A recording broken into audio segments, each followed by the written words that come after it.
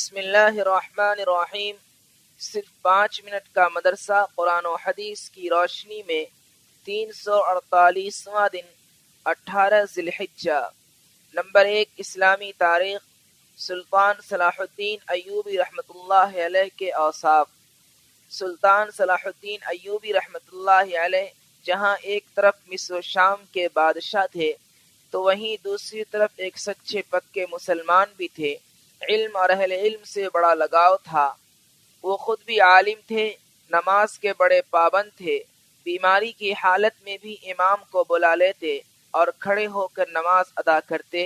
ایک موقع پر فرمایا کہ سالہ سال ہو گئے ہیں مگر میں نے ایک نماز بھی بغیر جماعت کے نہیں پڑھی۔ تعجب کی بات یہ ہے کہ بادشاہ ہونے کے باوجود عمر بھر زکوٰۃ فرض ہونے کی نوبت ہی نہیں آئی۔ صدقات و خیرات میں سارا مال خرچ کر دیتے، کبھی اتنا جمع ہی نہیں ہونے دیتے کہ زکوٰۃ فرض ہو۔ قرآن شریف سنتے تو اکثر آنکھوں سے آنسو جاری ہو جاتے۔ بڑے رحم دل اور بردبار تھے، خادموں اور اپنے ساتھیوں کی غلطیوں کو نظر انداز کر دیتے تھے۔ حتیٰ کہ بیت المقدس جب فتح ہوا تو عیسائیوں کا بادشاہ گائی سلطان صلاح الدین ایوبی کے سامنے لایا گیا۔ بادشاہ بہت ڈرا ہوا تھا، اب قتل کر دیا جائے گا، مگر سلطان نے اسے اپنے پاس بٹھایا اور اطمینان دلایا کہ وہ قتل نہیں کیا جائے گا۔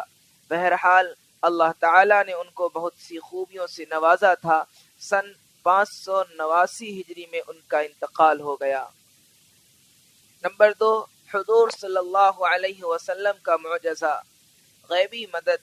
صحابہ کرام رضی اللہ عنہم فرماتے ہیں کہ ہم ایک سفر میں اللہ کے رسول صلی اللہ علیہ وسلم کے ساتھ 400 آدمی تھے۔ ہم لوگوں نے ایسی جگہ پڑاؤ ڈالا جہاں پینے کے لیے پانی نہیں تھا۔ ہم سب گھبرا گئے۔ اتنے میں ایک چھوٹی سی بکری اللہ کے رسول کے سامنے آ کر کھڑی ہو گئی۔ آپ صلی اللہ علیہ وسلم نے اس کا دودھ دوہا اور پھر خوب سیر ہو کر پیا اور اپنے صحابہ رضی اللہ عنہم کو بھی پلایا، حتیٰ کہ سب سیر ہو گئے۔ اس کے بعد اس بکری کو باندھ دیا۔ صبح کو اٹھ کر دیکھا تو وہ بکری غائب تھی۔ حضور صلی اللہ علیہ وسلم کو خبر دی گئی تو آپ صلی اللہ علیہ وسلم نے فرمایا جو خدا اس کو لایا تھا وہی اسے لے گیا۔ نمبر 3، ایک فرض کے بارے میں، وراثت میں لڑکی کا حصہ۔ قرآن میں اللہ تعالیٰ فرماتا ہے اللہ تم کو تمہاری اولاد کے سلسلے میں حکم دیتا ہے کہ ایک لڑکی کا حصہ 2 لڑکیوں کے برابر ہے۔ فائدہ، والدین کی وراثت میں لڑکے کے 2 حصے اور لڑکی کا 1 حصہ ہوتا ہے جس کا ادا کرنا فرض ہے۔ نمبر 4، ایک سنت کے بارے میں، پرہیزگاری اور مالداری کی دعا۔ رسول اللہ صلی اللہ علیہ وسلم یہ دعا فرماتے تھے اللہم انی اسألک الہدی والتقی والعفاف والغنی۔ ترجمہ، اے اللہ میں تجھ سے ہدایت، تقوی، پاک دامنی اور غنا کا سوال کرتا ہوں۔ نمبر 5، ایک اہم عمل کی فضیلت، دعا کرنا بیکار نہیں جاتا۔ رسول اللہ صلی اللہ علیہ وسلم نے فرمایا بے شک تمہارا رب شرم و حیا کرنے والا اور بڑا سخی ہے۔ وہ اپنے بندے سے اس بات پر شرماتا ہے کہ بندہ اس کی طرف اپنے ہاتھ اٹھائے اور وہ اسے خالی لوٹائے۔ نمبر 6، ایک گناہ کے بارے میں، یتیموں کا مال مت کھاؤ۔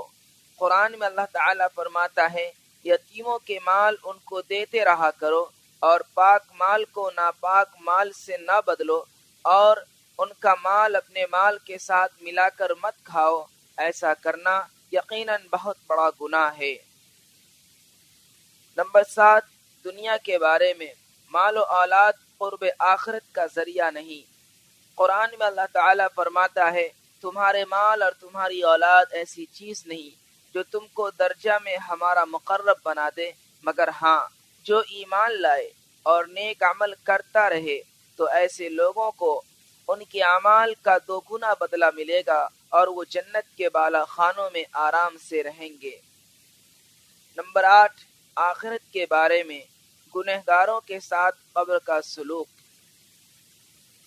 رسول اللہ صلی اللہ علیہ وسلم نے فرمایا جب گنہگار یا کافر بندے کو دفن کیا جاتا ہے تو قبر اس سے کہتی ہے تیرا آنا نامبارک ہو، میری پیٹھ پر چلنے والوں میں تم مجھے سب سے زیادہ ناپسند تھے، جب تم میرے حوالے کر دیے گئے اور میرے پاس آ گئے تو تم آج میری بدسلوکی دیکھو گے۔